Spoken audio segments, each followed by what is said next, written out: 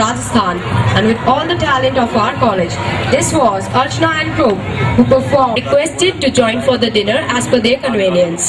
Faculty members से और हमारे मेहमानों से निवेदन है, आप डिनर के लिए आपको आमंत्रित किया जा रहा है.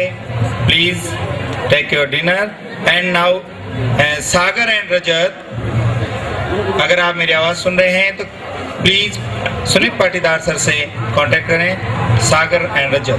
The next performer is Sonal with her solo song.